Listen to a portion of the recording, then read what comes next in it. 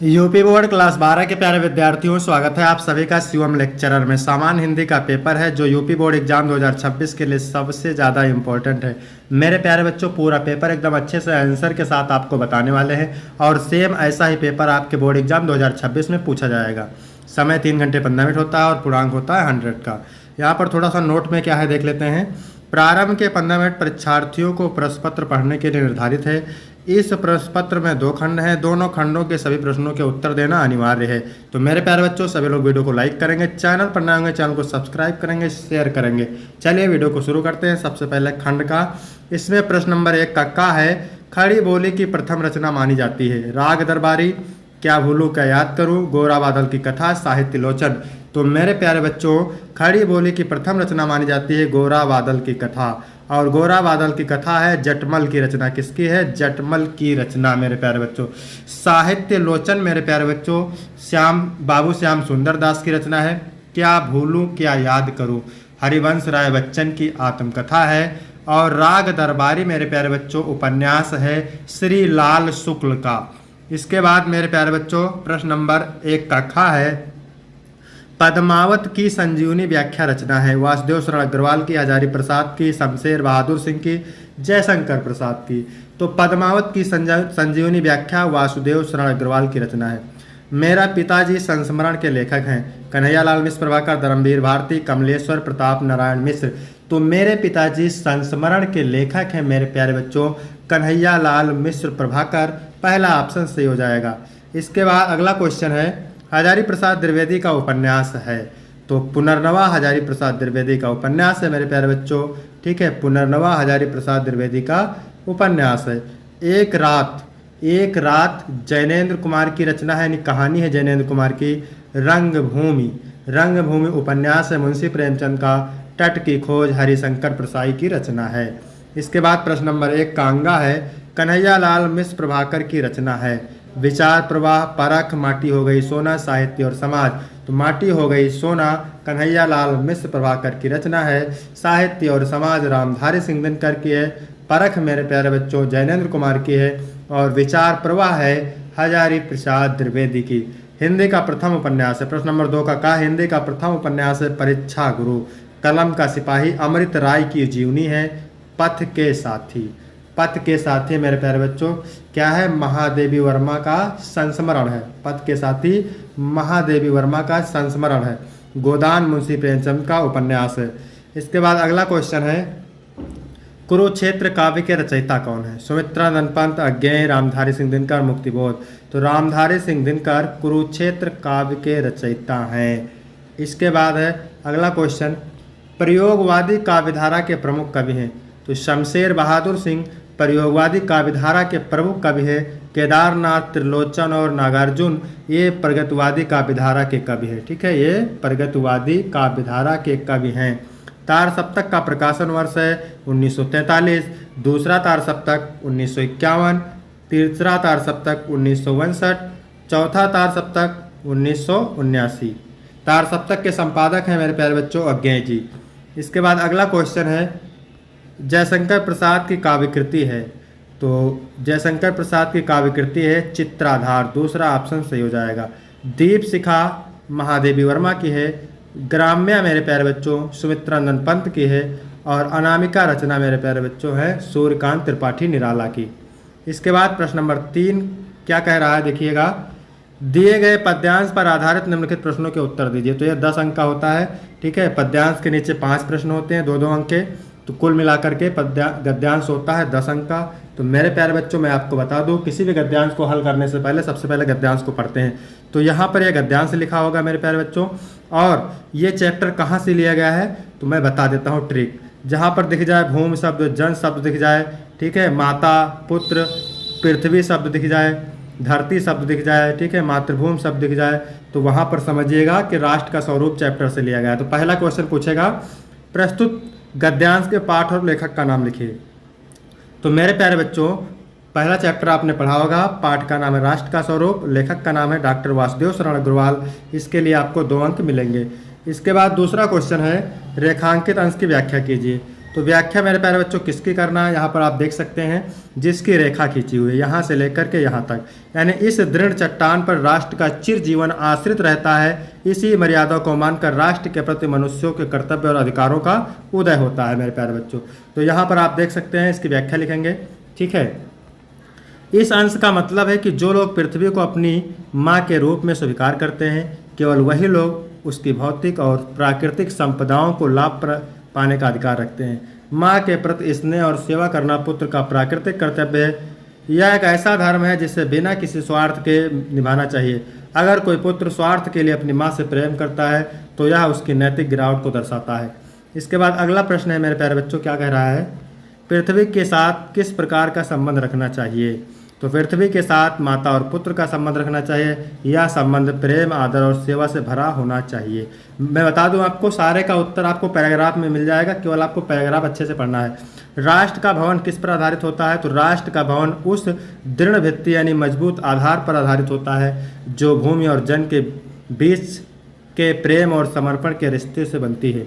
इसके बाद 5वां प्रश्न है मेरे प्यारे बच्चों, राष्ट्र के प्रति जन का कर्तव्य क्या है। तो राष्ट्र के प्रति जन का कर्तव्य है कि वह अपनी मातृभूमि के प्रति प्रेम और सेवा भाव रखे, उसे अपने स्वार्थ से ऊपर रखे और उसके संरक्षण व समृद्धि के लिए कार्य करे। अथवा करके दिया हुआ है, तो यहाँ पर आप देख सकते हैं मेरे प्यारे बच्चों, ये पैराग्राफ दिया है, ठीक है। 2 आपको एक करना रहेगा, चाहे वो ऊपर वाला करिए चाहे नीचे वाला करिए। तो पहला प्रश्न पूछेगा उपयुक्त गद्यांश के पाठ और लेखक का नाम। तो ये रॉबर्ट नरसिंह होम से लिया गया है मेरे प्यारे बच्चों, और इसके लेखक हैं श्री कन्हैयालाल मिश्र प्रभाकर, ठीक है। इसके लिए आपको 2 अंक मिलेगा। दूसरा क्वेश्चन पूछेगा आपसे, रेखांकित अंश की व्याख्या कीजिए। रेखांकित अंश की व्याख्या कीजिए, तो कहीं से भी रेखा करके पूछ ले, आपको व्याख्या कर देना। मैंने पूरे की व्याख्या आपको बता रहे हैं क्योंकि पूरे में रेखा खींची हुई है, ठीक है। तो यहाँ पर आप देख सकते हैं, लेखक कहता है कि मैंने संसार में ऐसे बहुत से व्यक्तियों को देखा है जो अपनी विशिष्ट विशेषताओं से लोग अपना बना लेते हैं एवं अपार यश अर्जित करते हैं। कुछ लोग अपने रूप सौंदर्य द्वारा लोगों को अपनी ओर आकर्षित करते हैं, तो कुछ ऐसे भी लोग होते हैं जिनके पास अपार धन होता है और वह उसके बल पर लोगों पर अपना प्रभाव जमाते हैं या दूसरों को आत्मीय बना लेते हैं। कुछ व्यक्ति ऐसे होते हैं जिनमें कोई विशिष्ट गुण होता है और वह अपने गुणों द्वारा बहुत कुछ प्राप्त कर लेते हैं। परंतु आज लेखक ने एक ऐसी अद्भुत नारी को देखा जिसने मानवता के लिए सर्वस्व समर्पित करके दूसरों की श्रद्धा और आदर को प्राप्त किया है। इसके बाद दूसरा प्रश्न है मेरे प्यारे बच्चों, तीसरा, लेखक ने समर्पण के प्रति प्राप्ति का कौन सा अद्भुत सौम्य स्वरूप देखा। तो लेखक ने समर्पण और प्राप्ति का यह अद्भुत सौम्य स्वरूप देखा कि कोई अपनी पीड़ा से किसी को पाए और किसी का उत्सर्ग सदा किसी को पीड़ा के लिए ही सुरक्षित रहे। फिर अगला क्वेश्चन है, पराया गुणी व्यक्ति का लोगों पर क्या प्रभाव पड़ता है। तो पराया गुणी व्यक्ति का लोगों पर यह प्रभाव पड़ता है कि वे अपने गुणों के द्वारा दूसरों को अपना बना लेते हैं, ठीक है। सारे का उत्तर आपको इसी पैराग्राफ में मिल जाएगा, तो कोई दिक्कत नहीं मेरे प्यारे बच्चों। इसके बाद है अगला प्रश्न, क्या कह रहा है, अगला प्रश्न क्या कह रहा है, यहाँ देखिए भी नंबर 5वां नंबर क्या कह रहा है, प्रस्तुत गद्यांश के माध्यम से लेखक ने उस किसकी झांकी प्रस्तुत की है। तो प्रस्तुत गद्यांश के माध्यम से लेखक ने विश्व प्रसिद्ध मानव सेविका मदर टेरेसा की सेवा भावना योग आत्मत्याग की मनोरम झांकी प्रस्तुत किया है। इसके बाद चौथा नंबर प्रश्न है मेरे प्यारे बच्चों, क्या कह रहा है, दिए गए पद्यांश पर आधारित निम्नलिखित प्रश्नों के उत्तर दीजिए। 10 अंक का होता है, ठीक है। मुझे फूल मत मारो, बिरहणी उर्मिला कहती है कि हे कामदेव मुझ पर पुष्प के बाणों की वर्षा मत करो। मैं अबला बाला वियोगिनी कुछ तो दया विचारो। मैं अबला बिरहणी स्त्री हूँ, मेरे ऊपर कुछ तो दया करो। होकर मधु के मीत मदन पट तुम कटु गरल नगारो। तुम तो बसंत के अच्छे मित्र हो, तुम तो बसंत के चतुर मित्र हो, ठीक है। तुम मेरे ऊपर इस कठोरता को मत करो। तुम बसंत के अच्छे मित्र हो, ठीक है। तुम कठोरता मत दिखाओ, गरल नगारो, और इस तरह से तुम मुझ पर जहर मत उड़ेलो। ऐसा करने से मुझे विकलता मुझे व्याकुलता हाथ लगेगी, तुम्हें विफलता और तुम्हें विफलता। ठहरो, रुको, शर्म परिहारो, अपने परिश्रम को रोको। नहीं भोगनी यह मैं कोई जो तुम जाल पसारो। मैं कोई भोग विलासनी नारी नहीं हूँ जो तुम माया जाल फैला रहे हो। बल हो तो सिंदूर बिंदु या हर नेत्र निहारो। अगर तुम्हारे अंदर इतनी शक्ति है तो शिव के समान हमारे सिंदूर बिंदु को देखो। अगर तुम्हारे अंदर इतनी शक्ति है तो शिव नेत्र के समान मेरे इस सिंदूर बिंदु को देखो। रूप दर्प कंदर्प तुम्हें तो मेरे पथ पर वारो। हे कामदेव, अगर तुम्हें अपनी सुंदरता पर इतना घमंड है तो तुम्हें तो मेरे पथ पर वारो। मैं तुम्हारी सुंदरता को अपने पति के ऊपर न्यौछावर करती हूँ, क्योंकि मेरे पति की सुंदरता के आगे तुम्हारी सुंदरता कुछ भी नहीं है। लो या मेरी चरण धूल उस रथ के सिर पर डालो। हे कामदेव, यदि तुम्हें अपनी पत्नी रथ के सुंदरता पर इतना घमंड है तो ले जाकर मेरी चरणों की धूल अपने अपनी पत्नी रथ के ऊपर न्यौछावर कर दो, डाल दो। तो ये जो है गीत से लिया गया है, ठीक है। मैथिली शरण गुप्त जो है कवि का नाम है। इसके बाद अगला प्रश्न है रेखांकित अंश की व्याख्या। तो मैंने पूरी व्याख्या बता दिया। इसके बाद तीसरा क्वेश्चन है प्रस्तुत पद्यांश में कवि ने कौन सा अलंकार प्रयुक्त किया है। तो इसमें उपमा अलंकार का प्रयोग किया गया है, जहां उर्मिला ने अपने सिंदूर को शक्तिशाली और विशेष बताया है। इसके बाद अगला प्रश्न है काम व्यथित होने पर उर्मिला किससे प्रार्थना करती है। तो काम व्यथित होने पर उर्मिला कामदेव से प्रार्थना करती है कि वह उसे तंग ना करें और उसकी स्थिति का विचार करें। इसके बाद अगला प्रश्न है पद्यांश में उर्मिला ने अपने सिंदूर बिंदु को किसके समान बताया है।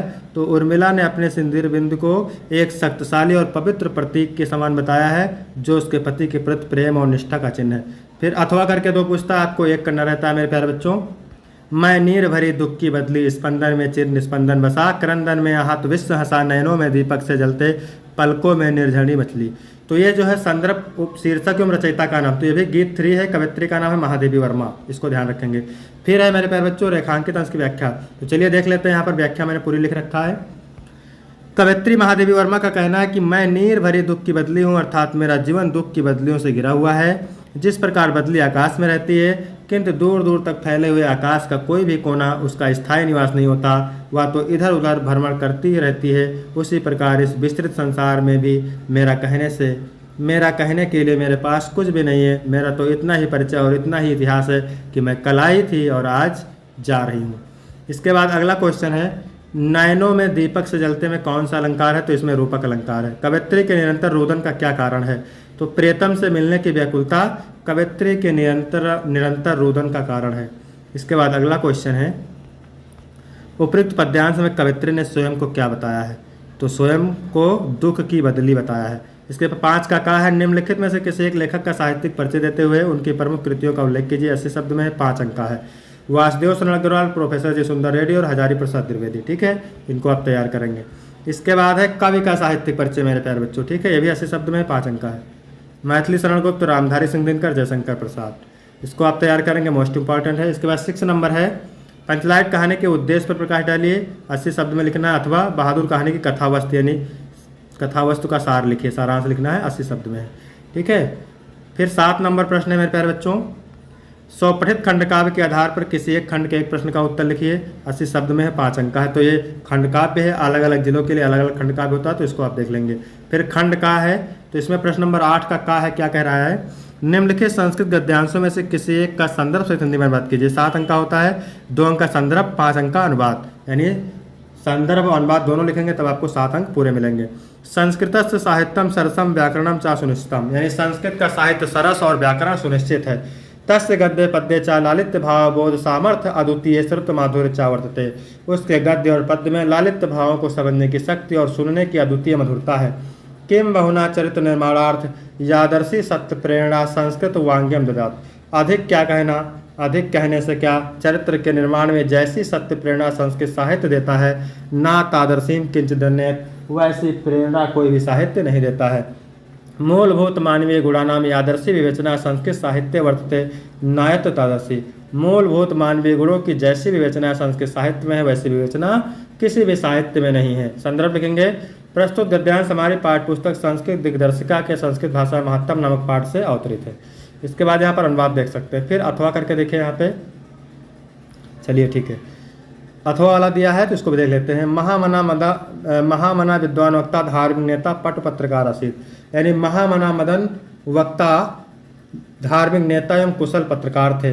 परमस्य सर्वोच्च गुणा जनसेवा आसीत, इनका सर्वोच्च गुण जनसेवा था। यत्र कुत्राप अयम जनानाम दुखितान पीड़ा मासा पश्यत तत्रैव सा शीघ्र में उपस्थिता सर्वविधम सहायता करोत, ठीक है, या जहाँ कहीं भी लोगों को दुखी और पीड़ित देखते थे वहाँ शीघ्र उपस्थित होकर के सभी प्रकार से सहायता करते थे। प्राणी सेवा अस्य स्वभाव आसित, प्राणियों की सेवा करना इनका स्वभाव था। संदर्भ लिखेंगे, प्रस्तुत गद्यांश हमारी पाठ्यपुस्तक संस्कृत दिग्दर्शिका के महामना मालवीय पाठ से अवतरित है। यहाँ पर अनुवाद आप देख सकते हैं। इसके बाद मेरे प्यारे बच्चों खा नंबर प्रश्न क्या कह रहा है, निम्नलिखित संस्कृत श्लोकों में से किसी एक श्लोक का संदर्भ से हिंदी में अनुवाद कीजिए। जल बिंदु निपातेन मतलब होता है जल की बूंद गिरने से, करमसा माने करमसा, पूर्यते घटा घड़ा भर जाता है। सा हेतु सर्व विधानाम धर्म से चा धन से चा, सभी विधानों में धर्म और धन का यही कारण है। यहाँ पर ऐसे आप संदर्भ लिखना है, देख सकते हैं। इसके बाद अथवा करके 2 पूछता है तो आपको 1 करना रहता है। ना मैं रोजते उल्लू भद्रवा उल्लूकस विशेषणम, यानी तुम्हारा उल्लू का राज्याभिषेक मुझे अच्छा नहीं लगता।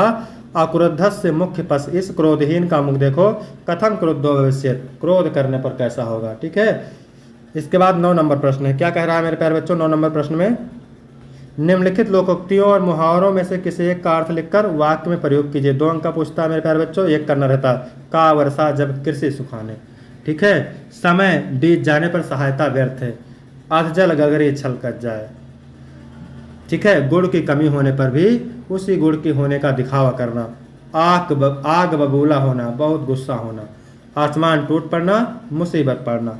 इसके बाद 10 नंबर प्रश्न है, क्या कह रहा है, अपठित गद्यांश पर आधारित निम्नलिखित प्रश्नों के उत्तर दीजिए। तो ये मेरे प्यारे बच्चों होता है 5 अंक का। ठीक है, अपठित गद्यांश होता है, बहुत ही आसानी से उत्तर मिल जाएगा। तो यहाँ पर आप देख सकते हैं वो पैराग्राफ दिया हुआ है। ठीक है, इसके बाद यहाँ पर प्रश्न दिए होंगे 3। कितने प्रश्न? 3। पहला प्रश्न है गुरुदेव शब्द का प्रयोग किसके लिए किया गया है? तो रविन्द्रनाथ टैगोर के लिए किया गया है। गुरुदेव ने शांति निकेतन छोड़कर कहीं और रहने का मन क्यों बनाया? तो गुरुदेव का स्वास्थ्य ठीक नहीं था, शांति निकेतन में उनसे मिलने आने वालों की भीड़ रहती थी, संभवतः इसलिए वे कुछ समय के लिए शांति निकेतन छोड़कर जाना चाहते थे। इसके बाद तीसरा क्वेश्चन है गुरुदेव को श्री निकेतन के तीसरे तल्ले तक ले जाने में कठिनाई क्यों हुई? तो श्री निकेतन में ऊपर चढ़ने के लिए लोहे की घुमावदार सीढ़ियाँ थी। गुरुदेव का शरीर छीड़ हो गया था, घुमावदार सीढ़ियों पर अकेले चढ़ना संभव नहीं था, इसलिए उन्हें तीसरे तल्ले तक ले जाने में कठिनाई हुई। इसके बाद 11 का है, क्या कह रहा है? निम्नलिखित शब्द युग्मों का सही अर्थ चयन करके लिखिए। अम्ब और अम्बु, अम्ब और अम्बु का मतलब क्या होता है? तो इसका मतलब होता है माता और पानी, माता और पानी। ठीक है, इसके बाद में है भवन और भुवन। तो भवन माने क्या होता है? घर, और भुवन माने होता है संसार। ठीक है, इसके बाद अगला प्रश्न है निम्नलिखित शब्दों में से किसी एक शब्द के 2 अर्थ लिखिए। वारिद, द्विज और मित्र। ठीक है, वारिद, द्विज और मित्र, इनके आपको शब्द लिखना है। फिर है निम्नलिखित वाक्यांशों के लिए एक सही शब्द का चयन करके लिखिए। तो जिसका कहीं अंत ना हो अनंत होता है, कम बोलने वाला मितभाषी होता है। ठीक है, इसके बाद है घ नंबर प्रश्न, निम्नलिखित में से किन्हीं 2 को वाक्यों को शुद्ध करके लिखिए। तो आपको 2 नंबर का मिलेगा ये। इसके बाद है 12 नंबर प्रश्न मेरे प्यारे बच्चों, इसमें रस, अलंकार और छंद से है 2-2 अंक का। ठीक है, ध्यान देख सकते हैं आप। इसके बाद 13 नंबर प्रश्न है छात्रावास की जीवन शैली यानी प्रार्थना पत्र है दोनों। ठीक है, 6 अंक का होता है मेरे प्यारे बच्चों, तो इनको आप तैयार करेंगे। फिर है 14 नंबर प्रश्न, क्या कह रहा है? निम्नलिखित विषयों में से किसी एक विषय पर अपनी भाषा शैली में निबंध लिखिए। 9 नंबर का है, यहाँ पर देख सकते हैं आप। तो यहाँ तक वीडियो कंप्लीट होता है। वीडियो कैसा लगा? वीडियो अच्छा लगा तो वीडियो को लाइक करेंगे, चैनल को सब्सक्राइब करेंगे। धन्यवाद।